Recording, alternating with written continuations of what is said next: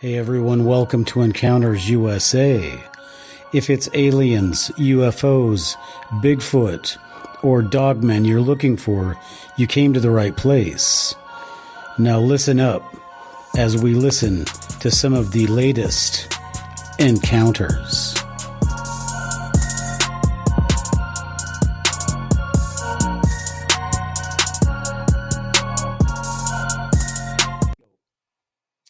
Hello, everybody, and welcome to a very special Encounters USA. Tonight, we have an amazing guest. We have Scott Carpenter. Scott is not only a Bigfoot and cryptid researcher, he is also an author, and he has a lot to contribute to the conversation about the Bigfoot, the cryptid, and in some cases, even the UFO question. So before I go into too much more, Scott Carpenter, welcome to Encounters USA. Hey, it's great to be here. Really happy to be here and to have a chat with you. Well, it is a great honor, Scott, and I just want to take this opportunity now because I'll probably never take it again. But Scott, I know you have been on the Sasquatch Chronicles. I don't know if you've been on Dogman Radio, but I've heard you on so many different podcasts that I can't name them all. But I would like to just say hi to the people at Sasquatch Chronicles, Dogman Radio, Cryptid PSD, and I'm sorry if I forget, but I wouldn't be doing this if they weren't doing it. So I really thank you guys I've always been interested in this stuff, but I don't have the guts to come out and say, oh, this is my profession. I'm a teacher by profession, so I didn't want to come out and, oh yeah, I'm a Bigfoot hunter now. But when I saw you guys doing this, and I see the social movement that it's become, and I don't talk to anybody who doesn't tell me like their husband or their family doesn't sit and listen to these stories. So you have created a huge social phenomenon.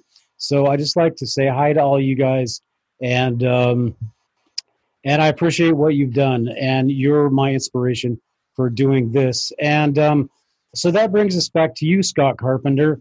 I'm going to have to say you are a madman.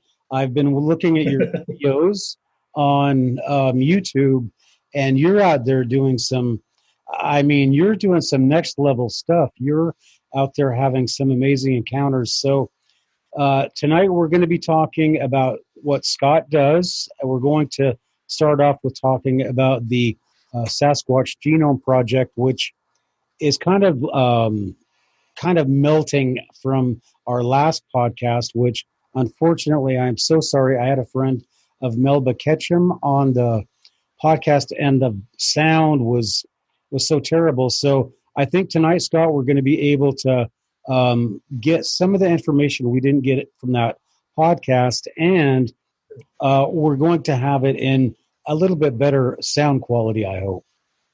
Yeah, good. All right, so Scott, let's start off by establishing the fact that you are an author. I'm just going to read off the books that you have available on Amazon, if they're available on iTunes, and whatever else you can mention that. But you are the author of The Nephilim Among Us, The Identity and Origin of Sasquatch and Other Mysterious Creatures. And then you have an updated version of that same book, correct?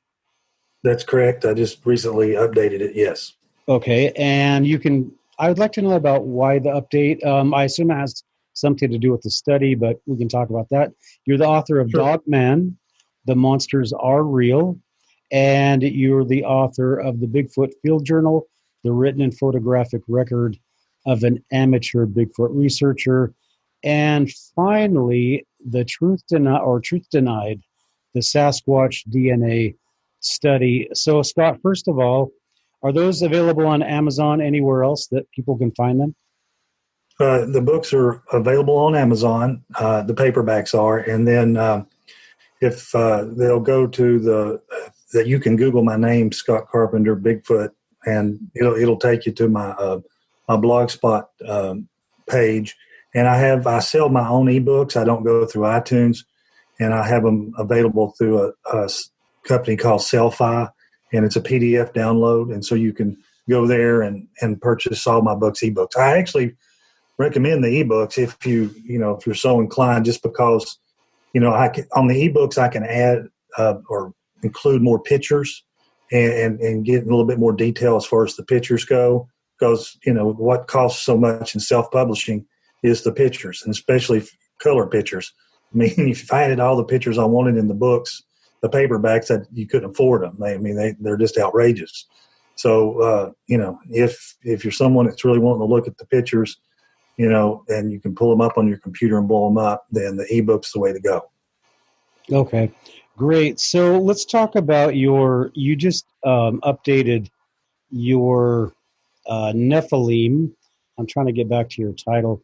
Sure, the Nephilim Among Us. What was the reason for the update?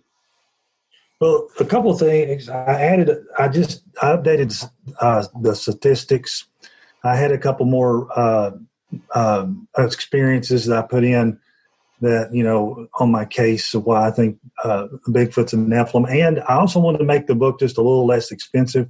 It goes back to what we were talking about. The first version was, if you really want to see the pictures, the book was done with glossy, was self-published, not, chose glossy, and the pictures, and it's expensive. It's like $35. And I wanted to, kind of update the book a little bit. And I did the book, inside the books is in matte instead of glossy. So it's a lot less expensive. Mm-hmm. And, of course the pictures aren't clean and crisp, but you can see them well enough.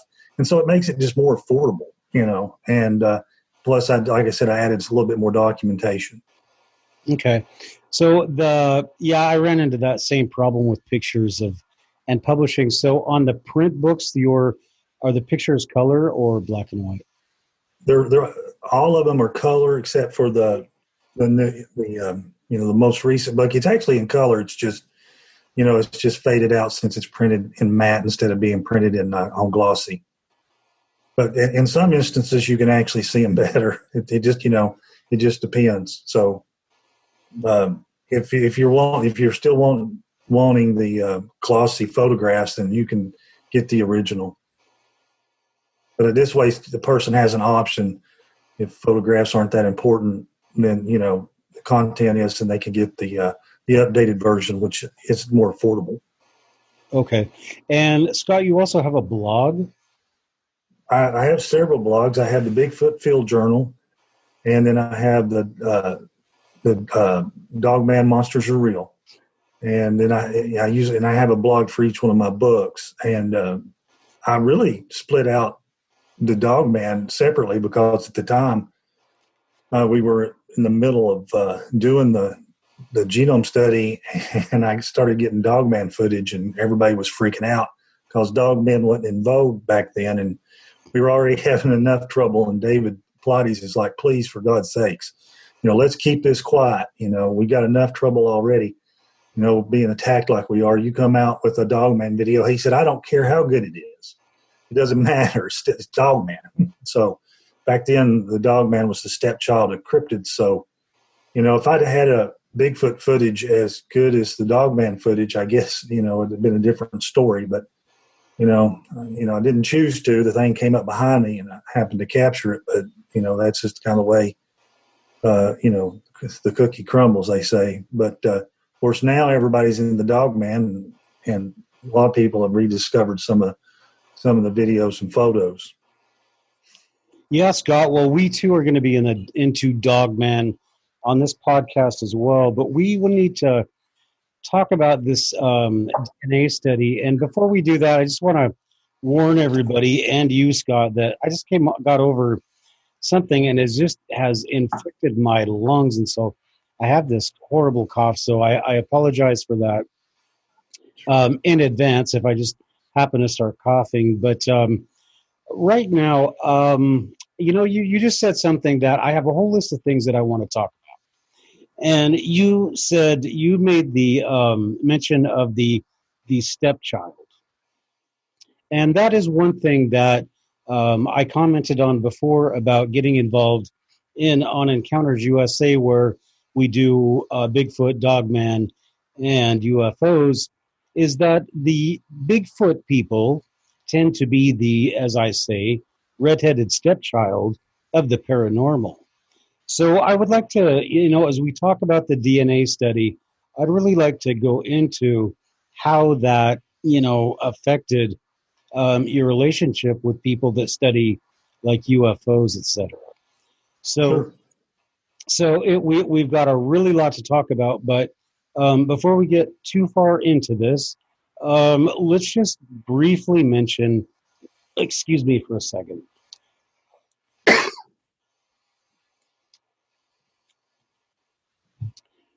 Truth Denied. And Scott, this is your most recent book, correct? That's correct. All right. Well, can you just give us a brief outline? What motivated you to write it? And I mean, we all know the answer to it, but just give us your take on it. Sure. Well, what actually motivated me was when I kept going to conferences and I kept getting emails from people who would question me about the DNA study. They say, "Hey, you were involved with the DNA study. Was it a hoax? Was it real?"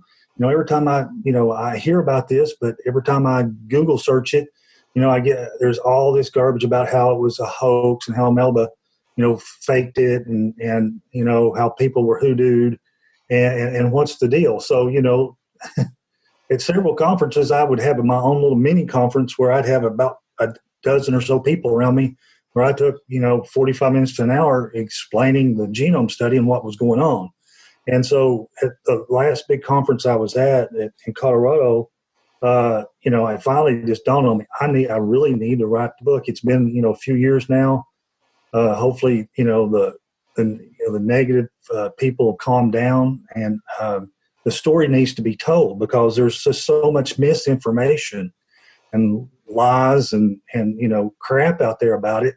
I felt like, I was in a position, though I wasn't like part of the team as far as a scientist or anybody in that circle, being someone who was a contributor, being a member of NABS and knowing David Pilates and working with him to get the samples. And then, I was privy to some of the background stuff and what was going on. And so I kind of, had a little bit of an inside view of how it developed, what happened.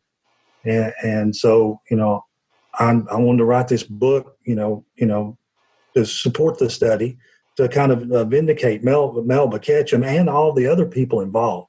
Yeah. Because, it was, a lot of people, had a run and scatter when all this came down just because of their reputations and some people jobs were at stake. I mean, this was serious stuff. And so it wasn't, everybody just thinks it's a joke, but no, some people were threatening to run other people's careers and take their livelihoods over this. So it was a serious matter. And so I wanted to set the record straight.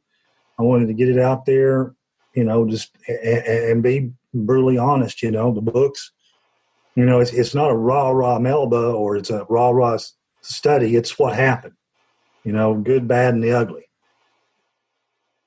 Well, Scott, you used another really interesting expression, and that is run and scatter. And as I explained to you when we got started here, is I wasn't anywhere around for any of this stuff. I was teaching for, the Saudi military over outside of Mecca in the Middle East. I do nothing about any of this stuff. So when I got into doing this podcast and I started hearing about it, I was just amazed. I was shocked. And I couldn't believe that that so much work, people just basically, as you said, just ran and scattered. So one of the reasons I really am so glad you're here is so that, and you wrote your book, is so that, you guys can get your side of the story out, because as we were also talking about on social media, Google doesn't put the good stuff. They want to shove that dirt right up there. And there's some pretty nasty things. So that's all stuff that we are definitely going to be talking about.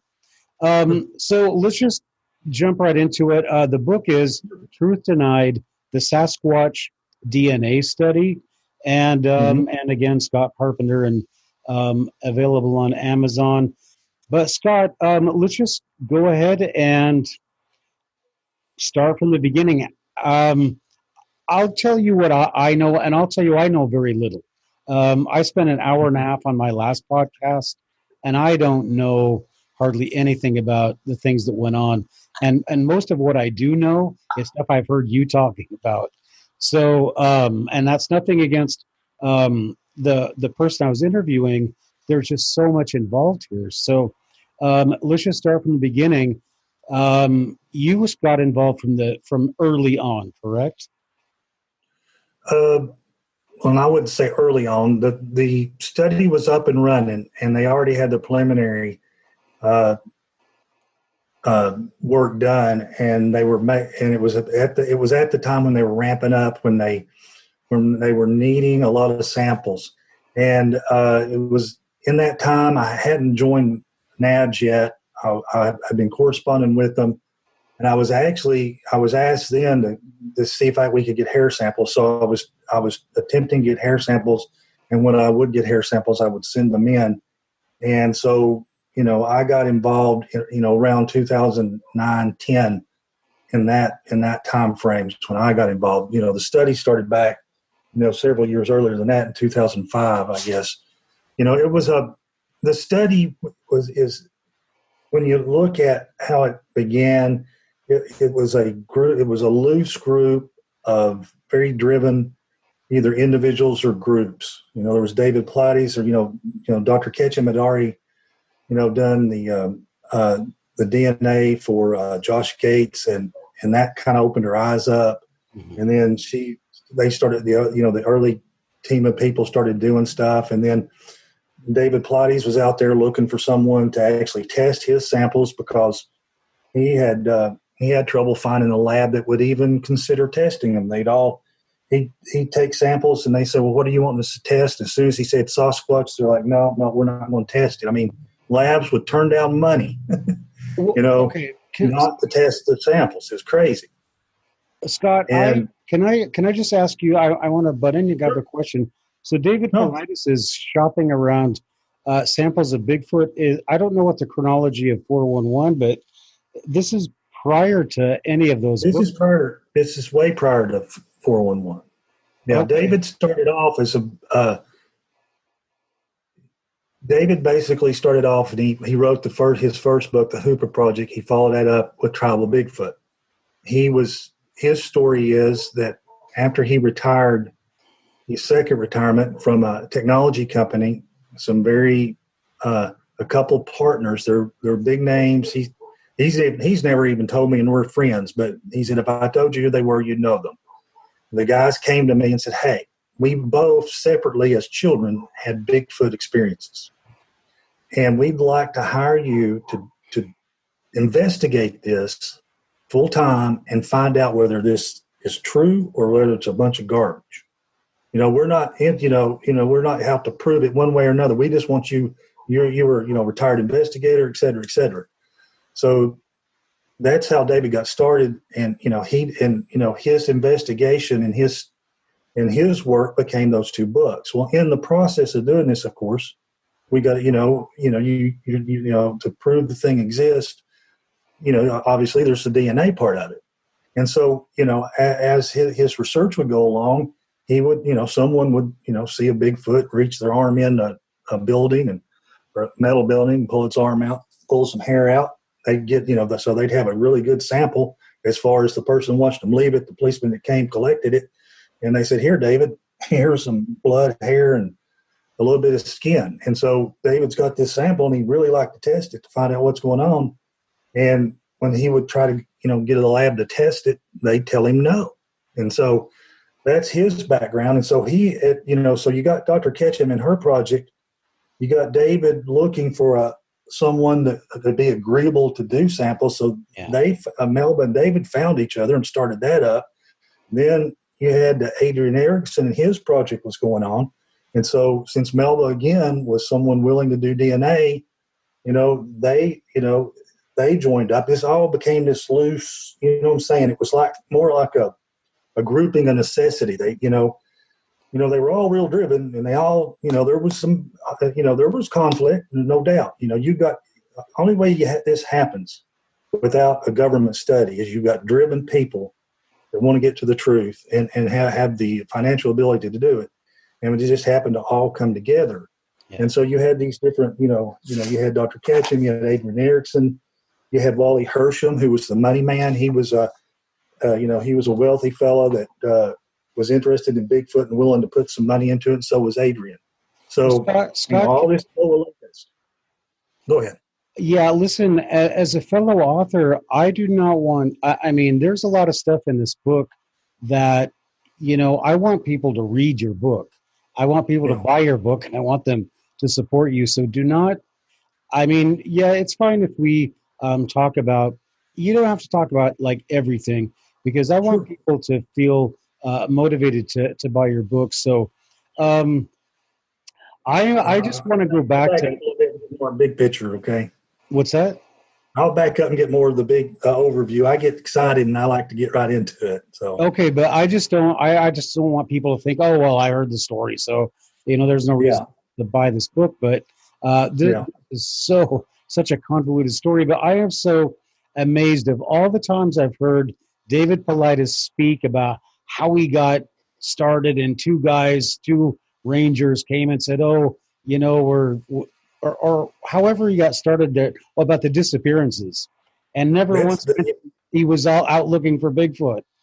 So that's kind of funny. That's kind of well, you got to understand. For David, there's two things happening. There was the Bigfoot thing, and once we finished the study and kind of put that to bed, it kind of like right at the end of we were winding up the Bigfoot research. I think he was actually on some sort of research project when those guys came to David and said, hey, you ought to look into this. So, you know what I'm saying? And so that's where he started, took off with his 411 series.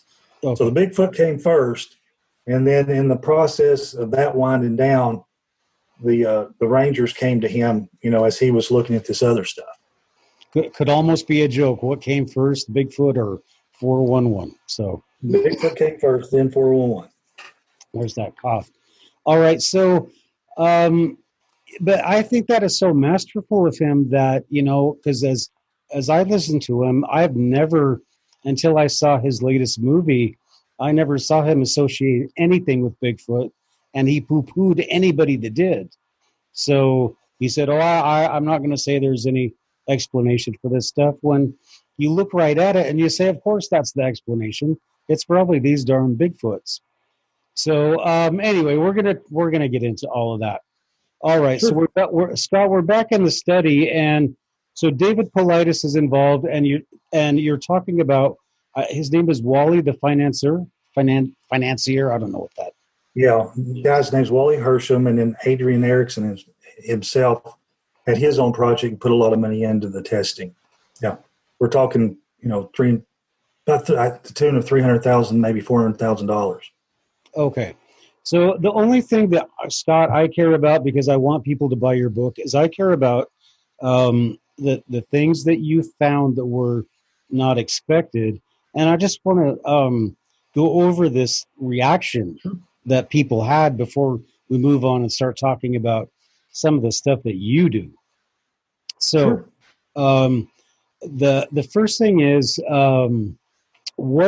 So you got. I didn't have a chance to get into the habloid this, and I don't want to do that too much. But what you found, basically, to reiterate, is there's a mitochondrial female DNA that had to come from a human female somewhere, right? And that's correct. And then she found, and then there was the male there's nothing in the genome. So that's correct. Nothing in gene bank matches the nuclear DNA that comes from the male, the father. Right. So beyond that, this is we also talked about the reaction of people, but this is pretty much all we talked about when I talked with Robin. So what I didn't talk about that I'm still interested in is this idea that these things suddenly seem to have appeared on all continents at the same time. And this is something that Rich Germeau told me. And if Rich is listening, hey, Rich, I want to say hi to him. But that these guys showed up all basically at the same time in different continents. Is that what you agree with that, or? Well, it appears that at some point in the distant past, there was some sort of migration from all the haplogroups. We want to go back, you want to go touch real quickly on the haplogroups with just a big picture. The haplogroups will tell you the origins. That's how they, when they do those 23andMe, all that DNA stuff, that's how they know where you, quote, came from. Well, when we looked at the haplogroups of the Sasquatch DNA, all of them except for 2 samples were from the Middle East, Eastern Europe, and Asia. So these things, so it looks like there was some sort of diaspora, or they spread out, so to speak, and that was their originating area, and then they spread out, throughout the world. Well, no, because what that means is the female DNA originated there, right? That's true. Yeah. They picked it up. Yeah, they picked it up, but that's where the females came from. We don't know where the males came from. Sorry. Right, but I mean, is it okay? So you're saying that nothing from North America or South America, they had to migrate? No, only 2 of the haplogroups came from North America, from the samples, over 100 samples, and those came from those are in Canada. And they were Native American haplogroups. The rest of the haplogroups were Asian, Middle Eastern, or Eastern Europe, Eastern Europe area. Okay. Well, one thing that I'd like to talk to you about, Scott, is just this idea that I've heard researchers talking about. There is a purebred, that the big ones, those are the purebreds, and that they abduct whatever, but they get they produce hybrids by the obvious way of how you produce a hybrid. So I would like to talk a little bit about that, but for right now, you just have a male DNA that you don't know where it came from. That's right? Correct. And there's no Bigfoot woman DNA, like female DNA, or it's all. No, in other words, it's always human. The mitochondrial DNA, it always comes back human. Okay. So you have, you'll get a Bigfoot hair, and it has the morphology of a Bigfoot. It's not human hair. It's not animal hair. It has a unique morphology. Yet when they run the DNA, the mitochondrial DNA comes back human. Same thing with the blood samples. Same thing with the saliva samples. They all come back human as far as mitochondrial. The nuclear side is where it gets interesting, because there's no match in GenBank, and Dr. Ketchum said there was some single strand, double strands, and there's even the appearance of maybe some sort of genetic manipulation of the nuclear DNA. Wow. When I was talking to Rich Germeau, he was saying that almost as if the DNA strands were moving in and out of the dimension, kind of almost, that they really couldn't do things with them because they almost weren't even there. Because they had a hard time finding the primers, to actually get the DNA to show up. And Melba actually had to do some experimentation, because you have these universal primers. They come out like a mammal. They have like a DNA primer for mammals. So it doesn't matter whether it's a cat, dog, or a human. For keep it less expensive, you have this primer, and if you've got a mammal, then your DNA will illuminate. You can see it on the slides. And Melba found that when she took the Bigfoot DNA and used these mammal primers, it wouldn't do anything. Which was, just by the negative result of it won't do anything with a mammal primer means there's something odd about it. Yeah, and only Melba. There were a lot of results like this in the study. Go ahead. Well, only Melba would be able to tell us what are the reasons, unless you know, Scott, why would it come up like that? Any ideas?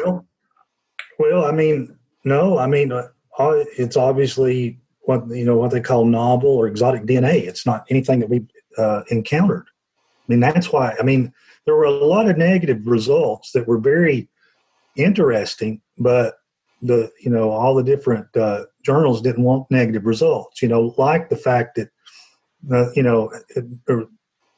the primers that should have, if it was a mammal or a human being, it should have shown, and it didn't. And so, but there was DNA there, and they knew they had DNA there, and other primers would, they used primers for different genes, like the gene for red hair and gene for sex identification, and these are all, so you got a sample, it's got human mitochondrial DNA in it, but when you run the primer that should show you whether it's a male or a female, it doesn't return any results, and it's not contaminated. So there was some of the things that, by the negative results, you knew you had some really strange stuff going on with this DNA.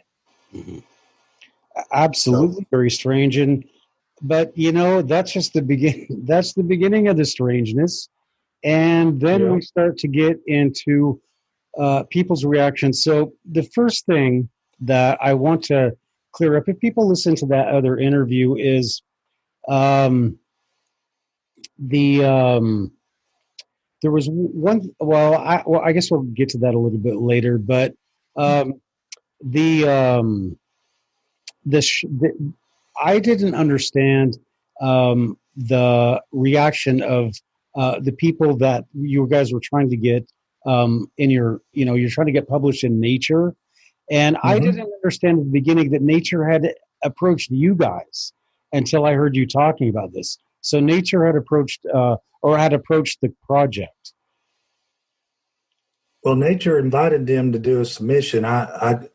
You'd have to ask Melba the exact, that's stuff I wasn't privy. I just know that they did the initial, basically, if you do a little research, Nature turns down thousands of papers. They get literally thousands of papers a year, and then they only publish a very small bit of that. So if they even consider to review your study, that's huge news in itself, which a lot of people just wanted to ignore. It's like, you don't understand.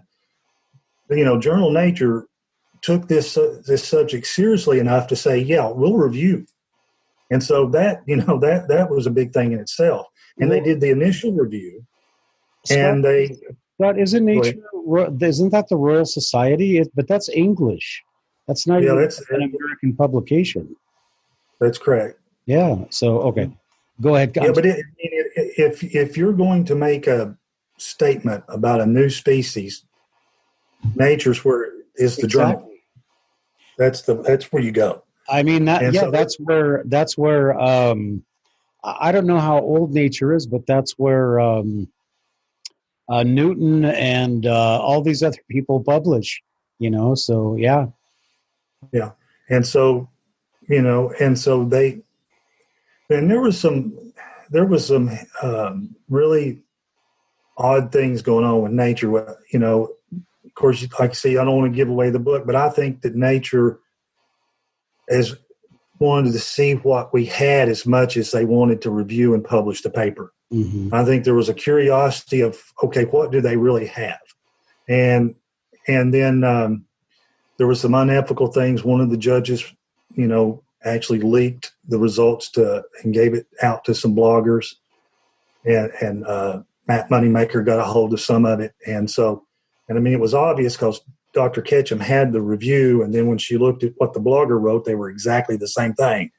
So what's the significance of that? Well, they broke the rules. You don't ever during a peer review, the people who are doing the peer review, it's blind. They're anonymous, and for a good reason. And so and to release that, it's extremely unethical and against nature's rules for someone who they use as a reviewer to give that information. It basically will get them expelled, and in some cases could get you sued. I mean, it's that serious.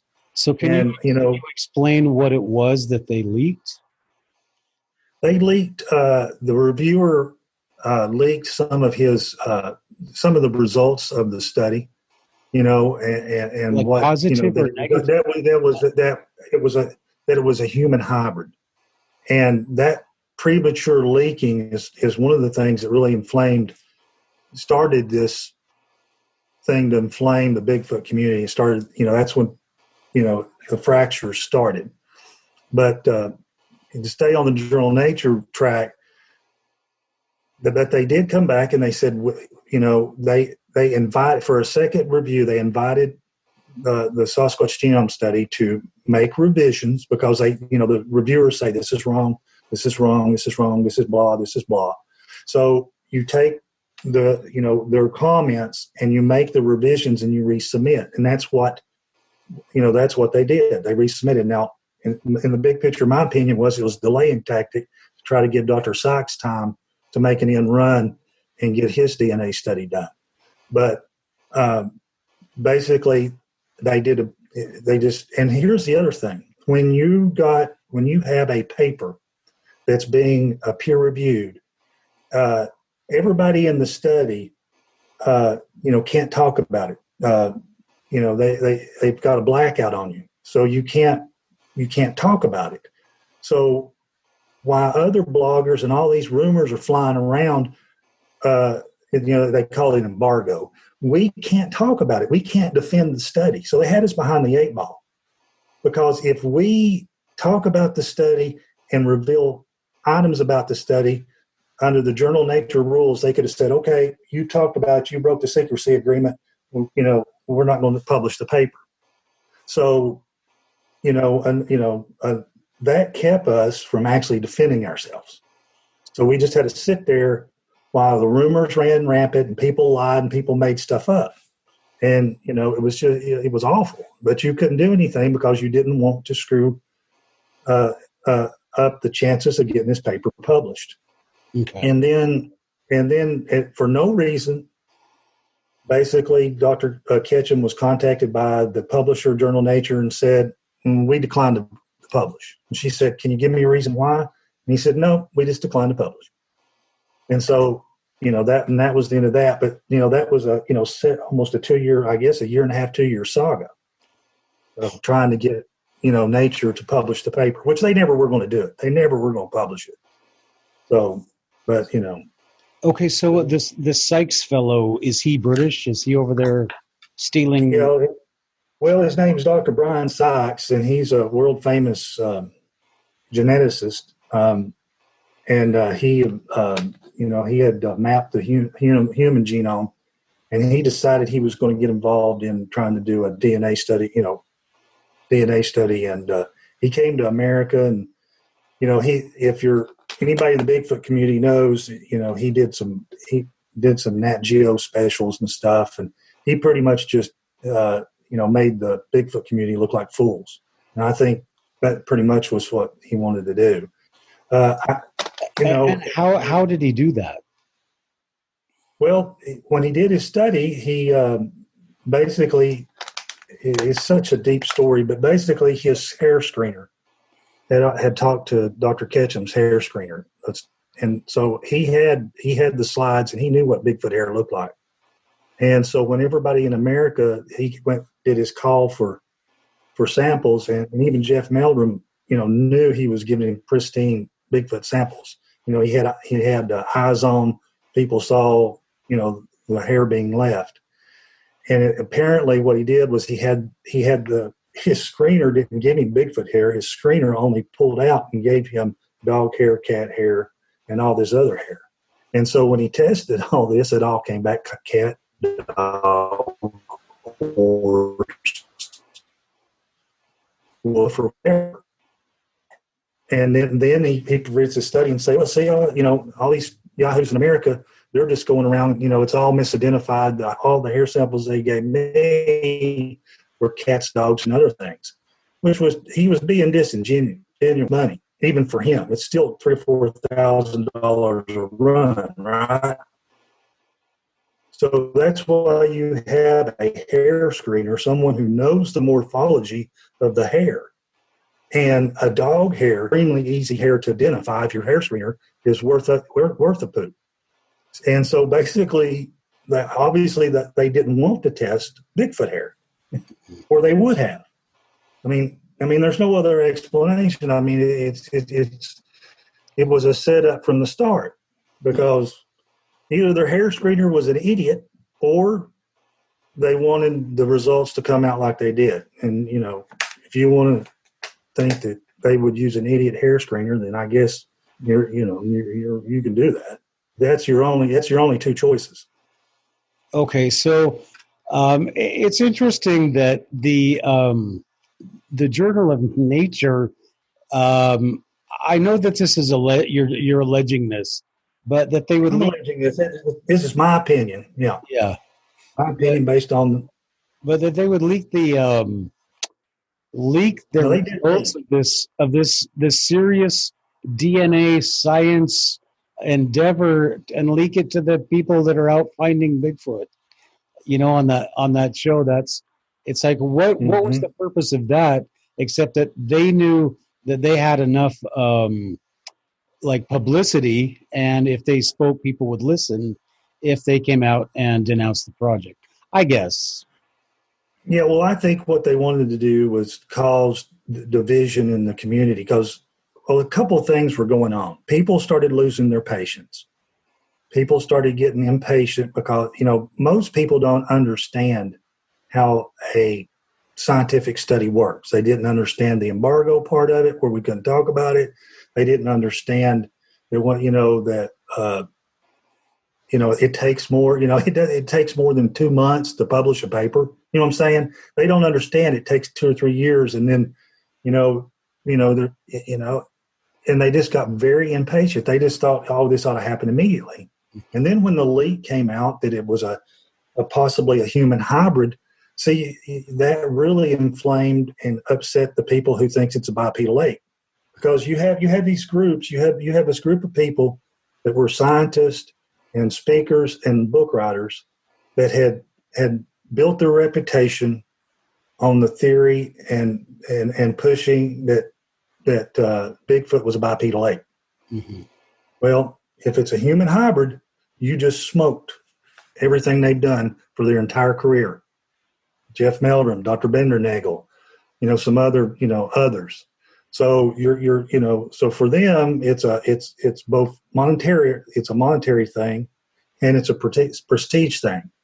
And at that time, and to Dr. Meldrum's credit, he had made enough inroads in what we, if you want to call it the mainstream science community, that I think they were willing to accept it's a bipedal ape, but they were not willing to accept it's a human hybrid. Okay. So he had that's why that group was against the study. Then you had the people. There were several groups. You had all kinds of motives. Another motive was just basically, when you really stop and think about it, there's this small industry built on finding Bigfoot, doing Bigfoot, all these different conferences, people guide for Bigfoot, et cetera, et cetera, et cetera. Well, if you find Bigfoot and you prove he's real, and it kind of goes from the mystery and the cryptid to, all right, now we have an identified species, it's kind of like the movie Splash with the mermaid. Once it's been discovered in the science, that's when the big institutions will come in, take it over, and these people will be left with nothing. So they didn't want it really found, because it would take away their livelihood. I mean, and then you had the government section of it, and theirs was purely money, and Lord, you can imagine, like the Great Smoky Mountains. I mean, they produce 13,000 jobs, half of $300 or $400 million for the local economy. Right. If they came out and said there's an indigenous human hybrid that's large and hairy, It's unpredictable. We can't control it. We don't know where it's at. It can be dangerous, and it's in the mountains. What do you think would happen? Just a 10% loss of patronage would be devastating. 10%. So you can imagine there's their motivation. So you see what we were up against. Each group, there were several niche groups that all had a different reason for not wanting, this study to come out and for us to, say, hey, this thing's a human hybrid. Okay, so, so all of those. Okay, so I guess we're looking at motives now, and you and I have talked about the biblical aspect of this, but I mean, you're from Tennessee, so you know about the Scopes monkey trial, right? Yeah. Probably happened right down the street or something. Well, it happened in Middle Tennessee, yeah. Well, but you're going to open that. You're going to open that whole thing back up, because once somebody comes out and says this is a cousin of the human family, well, you start flying in the face of, wait a minute, it says God made man or will make man in our image, So Bigfoot and man don't really look alike. So whose image is Bigfoot made of? And you know how society is, and you know how this would just be, every person would be getting their own take on it, making their own, trying to get their own angle. But the bottom line would be, we got cousins out there. We got cousins out there in the woods. And somebody would be saying that, and we got to protect them. But it goes right back to that UFO thing. They don't want to cause this massive, I mean, what would happen in some cultures, like in the Middle East, if you were to come out and say, oh, yes, we have a hybrid cousin that was created because Bigfoots were having sex with human women. Who wants to hear that story, and who wants to explain that in sixth period science or sixth grade science? So I think I understand the money aspect of it, but I think that, when you guys, and I don't know anything, Scott, you know a lot more than I do, but I think when you guys started talking about human DNA, you started talking UFO, and that was the end of the line for you. Yeah, well, I mean, even the, a lot, we even had pushback from those evolutionists because, where does, Bigfoot blows their evolution thing out, right? Because you got, we were supposed to be, developed from apes and gone up, and then right in the middle of all this, you got inserted here's this Bigfoot. And so, they didn't want that. They were upset about that. And it's just depending on your belief system. It could rock the boat on some belief systems. Some people would be perfectly fine with it. I mean, the more they find out, we are a mixture in Neanderthal and some of these earlier mixtures of DNA. And in fact, they actually have studies where they have found unknown nuclear DNA in some of these samples. Wow. Very, very similar to the Bigfoot. It's just, instead of a Bigfoot, it was a human, or, a pre-human, whatever you want to call it. But there was just so much, I call it it was a conspiracy of the like-minded. In other words, it wasn't like a bunch of people got together in a smoke-filled room and the smoking man and said, yeah, we're going to get these people. It's like you had a bunch of, you had a bunch of people with different motives, but they all wanted the same thing. So naturally they're going to work together. If the enemy of my enemy is my friend. And so, that's kind of what you had coalesce around the study. And then they just started coordinating, and it just, some would start rumors, some would misquote Dr. Ketchum, some would, there was just all, it's angel DNA. That rumor came out that, Dr. Ketchum never said that. That was never quoted. Someone made that up. People were screenshotting Dr. Ketchum's Facebook and typing in, actually faking posts from her and posting that. I mean, it was a full-on misinformation campaign, full-on. And then you had and I don't want to name names, but you had an individual and some friends that had a sample, and that he admitted people will know who I'm talking about. It's in the book, and it's my opinion. But he admitted to shooting a Bigfoot and providing the sample, and they were like, "Holy crap! If this thing's human, and I admitted and passed a lie detector test that I shot and killed this thing, I committed murder." And so they concocted their own little scheme to discredit the study, so to protect their friend from prosecution.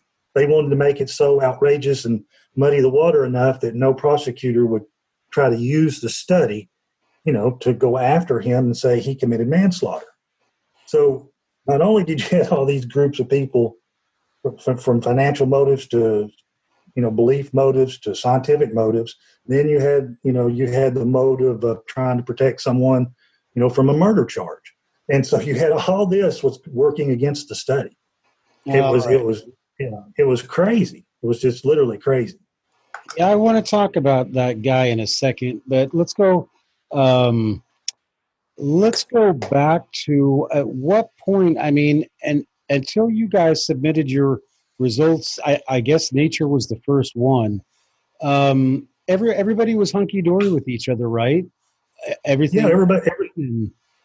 Yeah, I think everything was fine. I think early on when Dr. Ketchum first started the study and some of her earlier partners, when they first got the results, some of these guys got a little greedy and they saw, hey, we've got proof that Bigfoot exists. And they tried to do some underhanded things, and there was a split. And I'm talking way early. And then once they got ejected from the project, then it moved forward. And so after that, things worked as smoothly as it could. I'm not going to say that, there were disagreements, and there were sometimes, personality conflicts, but in this diverse group, you're going to have that. You put 10 type A personalities in a room, even if they got the same goal, you're going to have little disagreements, but they put aside their disagreements and they were moving, everybody was pushing and moving forward, to try to get this thing done. Okay. So,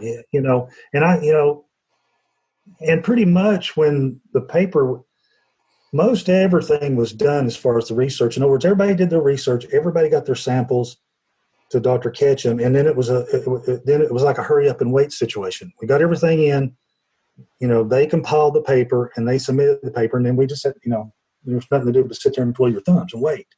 So the group kind of, by the time the study was pushed into the peer review process, had kind of broke up, so to speak, because it was done. The only thing that kind of linked everybody was that everybody had a non-disclosure agreement, which they had to have in order to do the peer review process. You can't, what I'm saying?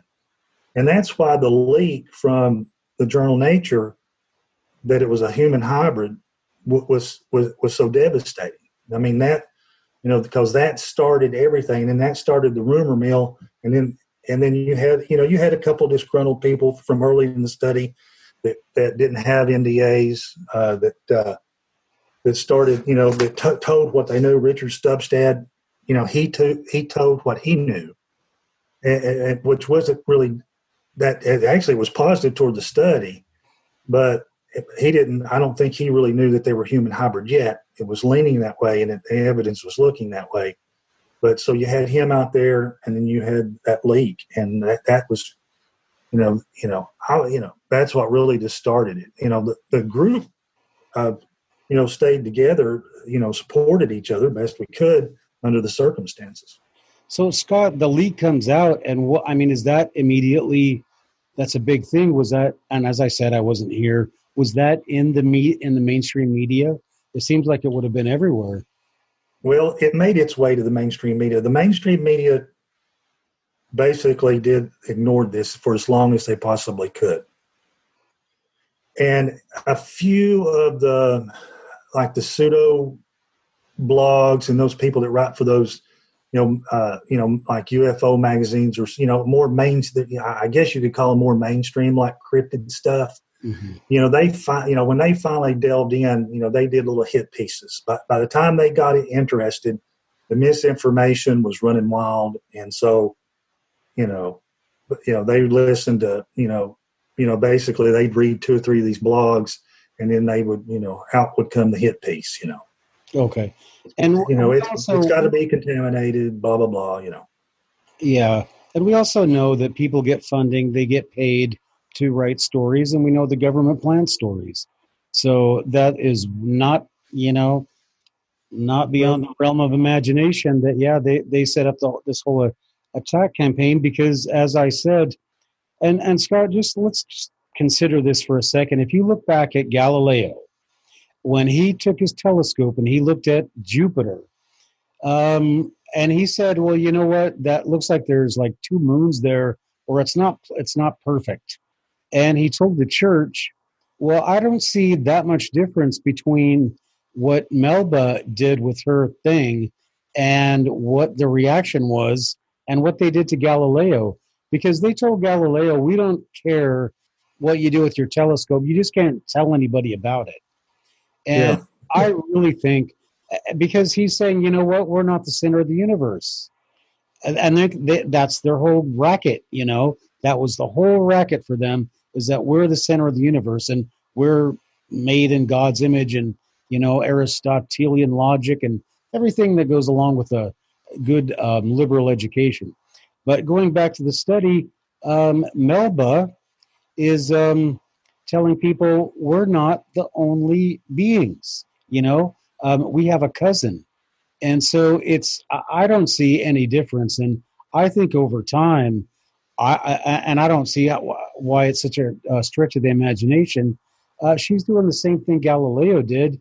And, he got excommunicated till 1977. But what Melba didn't go in the face of the church. Melba went in the face of the establishment. She went in the face of science. And what right does she have? I mean, she's not out there hunting for Bigfoot. She's, not doing anything. She's working with animals or animal DNA, so where does she fit into this whole thing? So I think that, I think someday Melba will be considered, when she's vindicated, I think she'll be considered the same as she'll be a modern day Galileo. And I hope somebody will write a book about that. Yeah, I hope so. I mean, she stuck her neck out and did what no one else would do, which is dare to actually, like you said, look through the look through the telescope. She dared to test the samples. Yep. Because the problem was nobody would even test them. It's like, we don't want to know what it is. I mean, we don't want to test. And Melba's like, hey, I'll test it. I don't care. She thought it was, she didn't think they existed anyway, didn't think she'd find anything, but she was open-minded enough to actually do the test and then to move forward. And then, unfortunately, she was naive enough to believe that, if the science is good, people will believe it. Mm-hmm. She having been Texas A&M and having this, I'm sure it was part of her education. The science world is free from politics and free from belief systems, and we're just after the truth. And we found out the hard way it could be furthest from the truth. Yeah. It's actually, the peer review process is actually a filtering mechanism where they can take out what they don't want and only allow the papers to go through and be published that support their worldview and their narrative, whatever it is. Mm-hmm. And so, that's kind of how they keep new advances or new things from being discovered, is through the peer review process. It's not what it was meant to be, where if the science is good, you publish the paper and then there's debates and people look at the study and they try to reproduce it. And if they can reproduce it, that's the process. And through, time of testing and reproducing, it becomes what they, scientific fact or accepted scientific, and back in the old days, just publishing a paper didn't mean it. Well, it's scientific fact. When a publisher, the other scientists would say, okay, what's this guy published? Okay, he says he did this, this, and this, and he got that. Okay, I'm going to see if I can reproduce that. Yeah. And if he could reproduce it, he wrote a paper and said, hey, I can reproduce these results. And or I can't reproduce this results. This guy's full of, crap. And so they wouldn't even let, the DNA study get into that process. You know what I'm saying? It wouldn't even, publish it. let people look at it. Let people try to reproduce these results, or to prove it, or debunk it.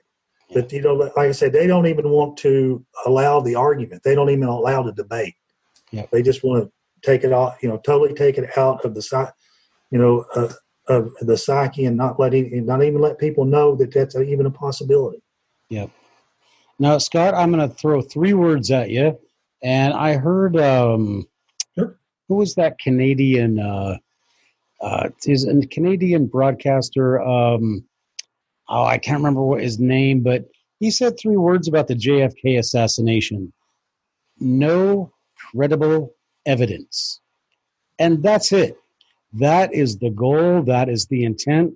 It is that's why there's never going to be a Bigfoot or a UFO, because there is no credible evidence. And where's evidence, they have it. And if we have evidence, then they can spend all the money they want. They can do whatever they have to do to make sure that evidence doesn't see the light of day. But in every one of these cases, it's all a question of those 3 words. Make sure there's no credible evidence. And the first thing they did was make sure that her evidence was not credible. So when these results came out, did people, as you said, they scattered? Did nobody stood up and said, wait, these are actually, legitimate? And thanks for listening to tonight's show. Please remember, if you've had an encounter, we want to hear about it. Go ahead and email us at encountersusa1@gmail.com, or contact us at encountersusa.com, our website, and go to the contact form. All right, everybody. Until next time, be careful out there. And if you're out in the woods, watch your back.